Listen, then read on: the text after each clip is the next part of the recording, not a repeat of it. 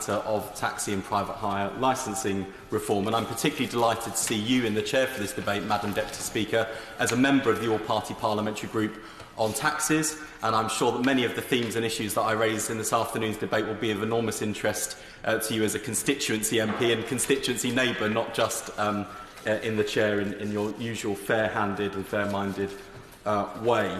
It is a matter of some regret that I have to stand up and once again make the case to government about the urgent need for reform of our taxi and private hire licensing laws. I think we are now on the third minister since I first raised these issues and founded the All-Party Parliamentary Group on taxes. And actually, I do want to pay enormous tribute to the two ministers I've had the pleasure of dealing with so far, the Right Honourable Member for South Holland and the Deepings, and the Honourable Member for Wealden, who is still in the department but has moved on to other matters. I hope we will get an open mind and a fair ear from the new team, and I'm sure that will be the case when we hear the Minister reply, because there is enormous consensus on the need for reform and enormous consensus about the kinds of reforms that need to take place. Some years have passed since my own all-party parliamentary group published Lessons for London, the Future of the UK Taxi Trade, which made a whole number of recommendations to government, setting out the compelling case for change, and that led the Department for Transport to commission its own task and finish group to look independently at the issues. And I want to commend to the House the excellent report, Taxi and Private Hire Vehicle Licensing, Steps Towards a Safer and More Robust System, which was produced by Professor Mohammed Abdul Haq, who I'm delighted joins us watching our proceedings in the House today. He said in his foreword to the report, and I quote, "It is clear that the status quo, whereby taxi and PHV licensing is inconsistent, ineffective and incompatible with the protection of vulnerable people, must not be allowed to continue. Alongside other incidents of criminality, the events in Rotherham, Rochdale, Oxford and elsewhere have brought the fundamental flaws in the licensing regime into the sharpest possible focus. These oblige uncompromising determination to make taxis and PHVs safe for all." And indeed, many of the recommendations he put forward in his report to the Department for Transport echo the recommendations made on a cross-party basis by the all-party parliamentary group. The need for national minimum standards so that any passenger in any part of the country can get into a taxi or a minicab safe in the knowledge that the laws and safety regulations governing their journey will keep them safe wherever they travel in whatever type of vehicle. It was acknowledged that we have a ridiculous patchwork quilt of varying standards and regulations across the country that national minimum standards would help to enforce. And it's also been recognised that in some places, often for very tragic reasons, some licensing authorities will want to go further, as Rotherham Council did, following the absolutely appalling role that the local minicab industry played in the terrible sexual abuse and exploitation of young women in that town. And it was acknowledged both from the work we did on the all-party parliamentary group, but also in the working group, that too many drivers and operators are flouting those rules, taking advantage of loopholes in the law and the patchwork quilt of safety regulations that exist to get their vehicle licensed in an authority with much less stringent safety regulations in order to undercut the more robust regulations that have been put in place in towns and cities. I will certainly give way to my honourable friend.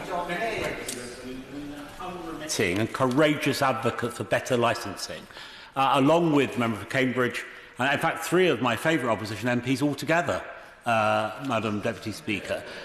He's right to draw attention to the report by Professor Abdul Haq and the superb work he did. And I simply say this to the honourable gentleman. The beginning of that report, the foreword says, this report is about public well-being. The government welcomed the report, accepted its recommendations, and I know he'll want to ask the question, might I do so too, when are we going to have legislation necessary to put its recommendations into effect? Indeed. And I strongly endorse what the right honourable gentleman has said.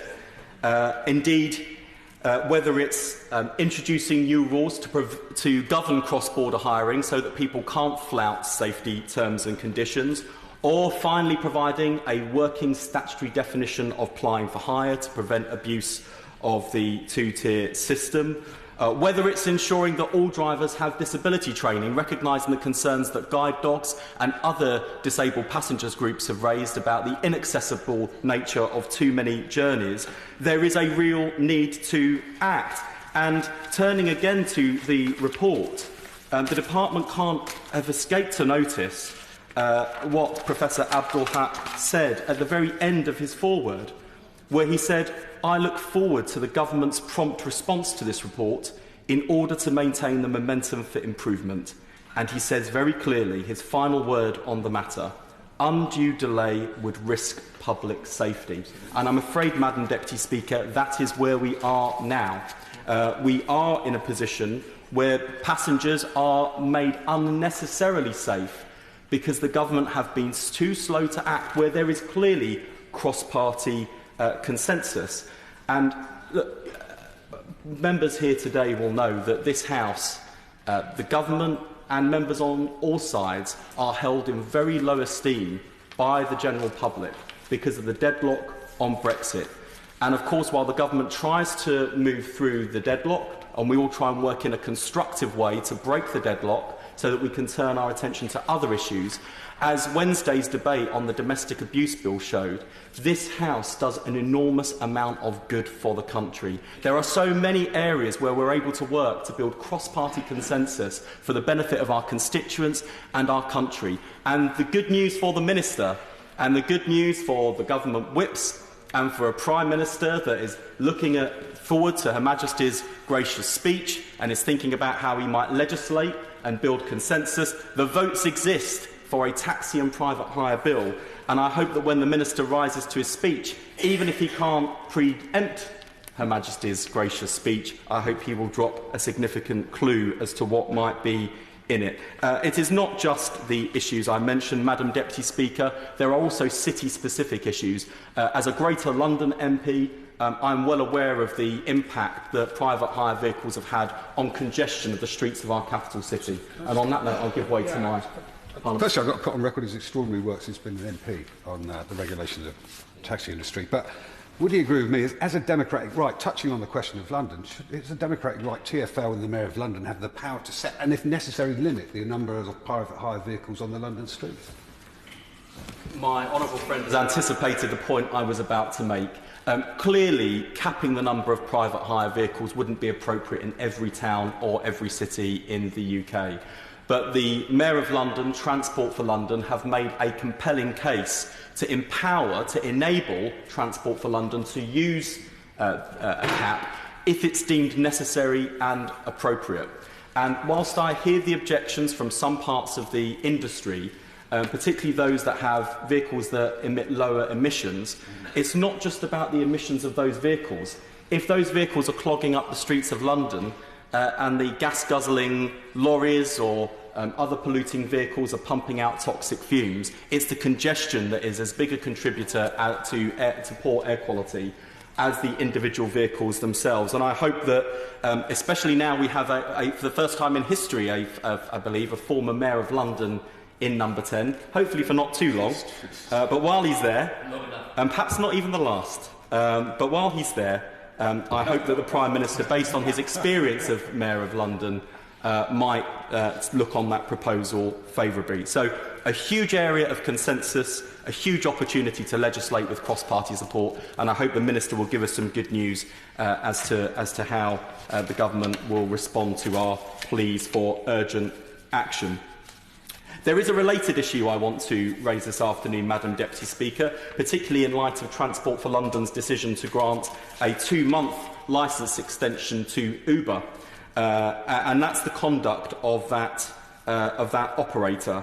I recently met with Uber in London for the first time in many years. I also met with them when I visited their headquarters in San Francisco with the All-Party Parliamentary Group on the Fourth Industrial Revolution, which is reflected in the Register of Members' Interests.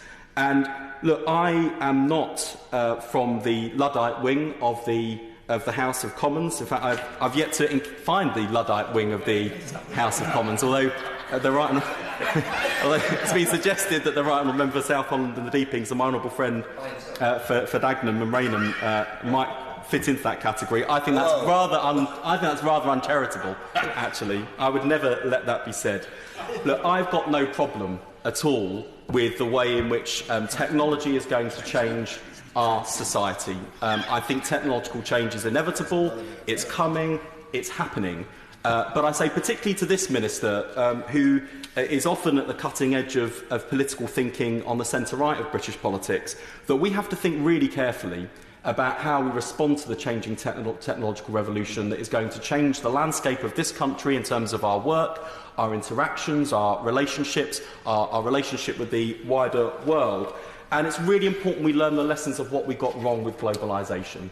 Because just as globalisation has been a fantastic force for good in the world, bringing about peace, prosperity, lifting millions of the world's poorest out of poverty, we cannot be ignorant to the fact that globalisation has had enormous downsides, which have led to rapid deindustrialisation, the hollowing out of towns and cities, the degradations of people's working conditions and their quality of life. And our failure, and when I say our failure, the failure of the champions of globalisation to recognise those downsides and to mitigate against them has led to a huge backlash, which is upending the peace, the prosperity, the stability that we've enjoyed in Western liberal democracies since the end of the Civil War. I think it was an end of the Second World War, the Civil War, the Second World War. And I think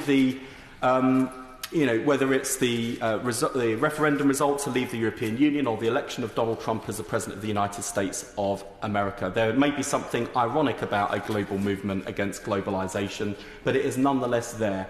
And if the champions of globalisation had recognised the downsides, had worked with those communities to ensure that everyone reaped the benefits, I think our politics, our country, our world would be in a better place. And so here we are now on the cusp of this new technological revolution, which also offers enormous opportunity for how we live, how we work, how we relate to the wider world. But there are downsides, and we see that in the case of Uber, where, people find convenience at the touch of a button, and I should add that they can also find the convenience of a licensed London taxi, an iconic taxi, at the touch of a button. But it cannot be right that a multinational corporation based in San Francisco, which is effectively a glorified minicab app, is able to undercut other competitors in the industry through aggressive tax avoidance, through not recognising their workers, and they are their workers as employees with the standard employment right terms and conditions, not paying them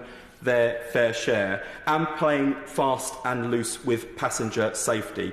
I recognise that Uber have made some steps following the rigorous enforcement that they've had from Transport for London to clean up their act. They're now subjected to an additional 20 licence conditions on their London licence in order to operate. But I'm afraid to say that Uber still has to be dragged through the courts to recognise basic employment rights and conditions. When they floated in their own report to the Securities and Exchange Commission, Uber said, and I quote, "Our workplace culture and forward-leaning approach created significant operational and cultural challenges that have in the past harmed and may in the future continue to harm our business results and financial condition." And they included in that report, quote, "their focus on aggressive growth and intense competition and failure to prioritise compliance." Whether it's having to be dragged through legal action to comply with their data standards, to give drivers access to the data they requested, or being dragged through the courts by trade unions and Uber drivers. And I really do pay tribute to GMB and to UPHD. I'm afraid Uber is not yet, in my view, acting in the way that I would expect a forward-thinking, forward-looking, responsible technology provider to behave. And so I hope that Transport for London scrutinise very carefully the case for renewing Uber's licence. Because let me just conclude on that point by saying this. If a licensed London taxi driver had breached their conditions in the way that Uber have, if the minicab office up the road from my home had flouted their operating conditions, they would have lost their licences. They would no longer be operating. And we cannot allow a situation where we send a message to big multinational corporations that we deem them too big to fail. And I think it's important that the government and Transport for London hold Uber rigorously to account. I hope the Minister will take those messages on board. The taxi drivers, the minicab drivers, the Uber drivers that I represent are looking to the government to make sure that we have a level playing field, that we have fair competition, that we have a diverse taxi and private hire industry in this city and other towns and cities across the country that works in the interests of drivers and passengers, and most of all, where safety is prioritised. That's what's at stake here, and I'll give way to the honourable member. I'm very grateful. In Woking, our Woking street angels have an informal arrangement with our licensed taxi drivers that if people late at night on a Friday or Saturday evening normally are the worse for wear, that they will take them home. And my taxi drivers do that, many from the Muslim community who don't drink themselves, and they very often don't charge those customers or get any reimbursement. Would he like to join me in thanking all those licensed taxi drivers across the country who go above and beyond on behalf of the community? I'm very grateful for that intervention, because I think it speaks to the generous hearts of taxi drivers and minicab drivers, and we see this, and we will see it again reflected on Remembrance Sunday when licensed London taxi drivers ferry some of our veterans from the big railway terminals and bus terminals across London to take part in Remembrance Sunday. The great licensed black taxi is an iconic feature of our capital city. I think it's got a bright future. I think it will survive every technological trend coming. I think they may well be the only driven cars in a city with driverless cars. And that's because people value the knowledge of London. They value the skills that licensed taxi driver brings. They love seeing the black taxi on the streets of London. And I think that we can have a competitive, but most of all, safe industry in this city and towns and cities across the country, but it requires the government to act, and to act soon. Daniel Zyper. Thank you, Madam Deputy Speaker, and I very much appreciate you giving me permission to speak. I'll be very brief, and can I thoroughly endorse my honourable friend, the comments he's made so far. It is absolutely about safety. And I just wanted to raise the issue of the Professor's report. He came to the Transport Select Committee and was questioned about it, and he told us that the main takeaway from my point of view is that currently the public is at risk. It's a very strong thing to be saying, and I cannot understand why the government has allowed this to run for so long. I'm grateful to the former Minister, the Right Honourable Member for South Holland and Deepings. We worked in a cross-party way to produce a private member's bill that was absolutely ready to go, talked out unfortunately. It's still there, it's still alive. It would deal with driver licensing, it would deal with enforcement. I plead to the Minister, keep it alive in the next few days, and it's absolutely there to be done. And I just have to say that given this has been running since the Law Commission report 4 or 5 years ago, it is quite extraordinary that we can allow the public to be put at risk in this way. Hear, hear. Minister, Mr. Well, thank you, Madam Deputy Speaker, and it's a great pleasure and privilege to open the batting, as it were, in my new role as Minister of State for the Future of Transport, with you in the chair as umpire, as it were, even if not on a packed chamber, more as a night watchman covering for the Minister for Taxi Regulation. Can I thank the Honourable Gentleman for his kind words as well, and to congratulate him on his assiduous pursuit of this issue in his time in the House. And I know how strongly he feels and how widely he's respected across the House in his work, particularly through his chairmanship of the All-Party Group.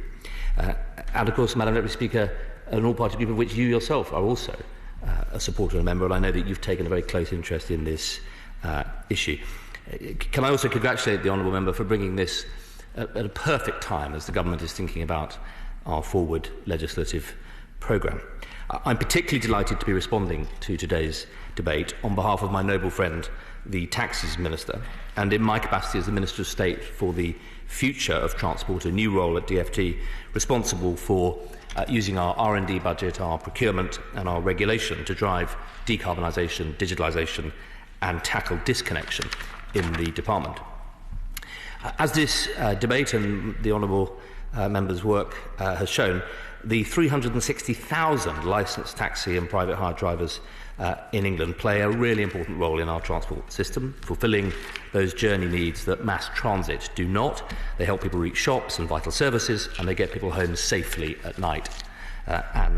As he and others have highlighted and attested, often free of charge, gratis, offer those services to communities.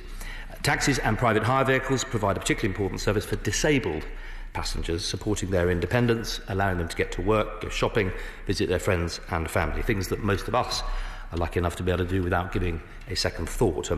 We know that disabled passengers make twice as many taxi and private hire journeys as non-disabled passengers. And for those reasons and many others, the government wants this sector to thrive so that it can continue to meet the public's needs and expectations. There is clearly a problem, and let me put on record that we agree with the comments made tonight and with those made elsewhere in the House that it is clear that the legislation that governs the taxi and private hire vehicle sector is in need of reform, driven by a whole series of issues: the pace of innovation in mobility, the out-of-date nature of some of the legislation, the urgency of the decarbonisation and digitalisation, automation revolutions, the safety of passengers, and the need to ensure accessibility for those who suffer from disabilities. The use of apps. Very briefly, I'll give way. Woking has introduced some class-beating emissions standards for vehicles going forward. I'm sure I'm not alone in hoping that the Minister might give some comfort to other towns and cities that they will also be able to have clean air from their taxis in the years ahead. Makes an excellent point, and it's something that I will be touching on later as part of my work on the future mobility zones to drive the power of future mobility to help support clean air. The use of apps to book vehicles is increasingly popular with passengers, and this has, more than perhaps any other factor, thrown into sharp focus that legislation drafted in the 20th century for private hire, let alone Victorian taxi legislation, has not kept pace with technological change and progress in the sector. And as with other forms of licensing, the sector is licensed at a very local level, with 284 licensing authorities in England setting the standards that they feel appropriate for their area. But unlike other forms of licensing, those that are licensed are by their very nature of the trade mobile, and so will naturally operate on occasion outside of the area that granted the relevant licence. And the increased use of technology has also added to the complexity, making it far easier to book a private hire vehicle, fuelling an increase in the number of licensed vehicles across England in recent years, with numbers up by more than 58% since 2005. And this growth has been driven primarily by an increase in private hire vehicles, which today make up over 3/4 of the total. Now, the sector is clearly providing a service that passengers value, but the level of this increase does raise serious issues. I want to just say a word about what the government has done and then what we will do. We've recognised the issues around the regulation of the sector, and as the Honourable Gentleman mentioned, the previous Minister of State convened the Task and Finish Group on taxi and PHV licensing. And I echo the thanks of others for the work done by the members of the group, and in particular the Chair, Professor Mohammed Abdulhaq, who's with us this evening. The group considered submissions and took oral evidence from a wide range of stakeholders over a number of months, and Professor Abdulhaq managed to draw out a commendable amount of consensus among group members, and the report also includes annex contributions from individual group members, which also identify the often complex areas of disagreement, a notable example of which is what the correct approach should be in tackling the cross-border or out-of-area working issue. As I've said before, this trade is mobile and authorities don't have complete control over the drivers and vehicles that operate in their area. That means that those authorities that have higher licensing requirements have concerns over the potential migration of its private hire vehicles to other authorities. Now, the government welcomed the report in its response earlier this year, and we committed to legislate on a number of key points: national minimum standards, national enforcement powers, and a national licensing database. And taken together, I believe those measures would enable a passenger, wherever and whoever they are, to know that the driver has passed a national agreed safety standard and is working with robust oversight. In the meantime, the Department is making full use of the tools currently available to shape and influence, doing what we can to support licensing authorities in the use of their extensive existing powers. And in particular, passenger safety remains in the forefront of our minds. I know that many licensing authorities have learnt lessons from some of the previous licensing failures, which the Honourable Gentleman mentioned. Authorities such as Rotherham and Rossendale, Southampton, to name but a few, have reviewed their licensing functions with a focus on robust safety measures. But we also have to ensure that those lessons are clearly and strongly disseminated across the country, and all licensing authorities have this focus. So earlier this year, the Government consulted on draft statutory guidance to local authorities in England and Wales, describing our view on how taxi and private hire licensing powers should be used to safeguard children and vulnerable adults. The draft was the subject of extensive engagement, including review by the Task and Finish Group. We received over 500 responses, very largely in support of the measures proposed, but also making some valuable suggestions for improvement. Consultation serves an important purpose in getting wide and expert input, and this will be reflected in the final version of the guidance, which I'm delighted to confirm will be issued very shortly. Licensing authorities will be required by law to have due regard to the guidance in formulating and implementing their licensing policies, and the Department will monitor its use and impact. Baroness Veer, the Minister for Taxi and Private Hire Vehicles, and I, as Minister for the Future of Transport, are well seized by the potential for technological innovation in transport to change this sector and to fuel demand, and the likelihood that it will continue to blur the lines between different modes and challenge existing regulatory structures.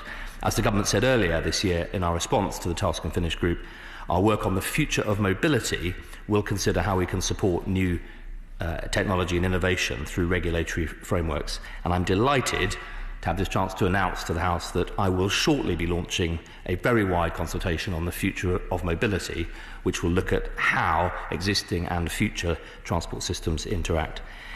In the long term, as part of our future mobility review, we will consider how to introduce a regulatory framework that recognises the changes that the sector has undergone and which can adapt to innovation in the future. I'm delighted that the Honourable Gentleman is meeting with the Taxis Minister shortly to discuss these issues, and as I say, that he's raised this just at the time when the Government is pulling together its final plans for the Queen's Speech, Madam Deputy Speaker, which I believe has been announced as being at the end of October the 14th. With that, I look forward to working with the Honourable Gentleman opposite in any future discussions. Thank you. The question is that this House do now adjourn. As many as that opinion, say aye. Aye. As many as that opinion, say aye with enthusiasm for the really good debate we've just had about taxis. Aye. The ayes have it. The ayes have it. Order. Order.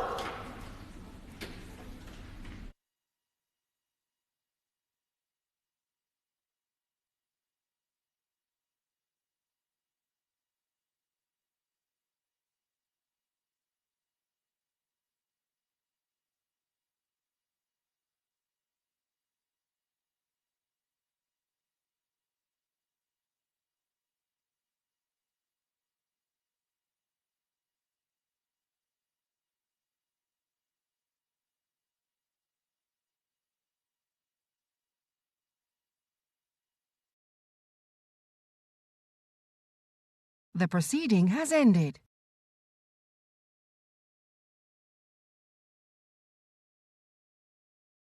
The proceeding has ended.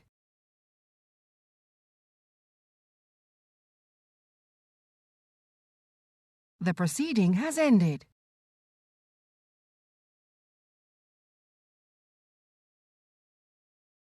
The proceeding has ended.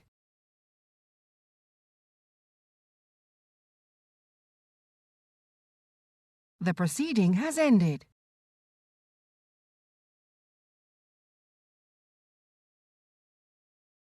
The proceeding has ended.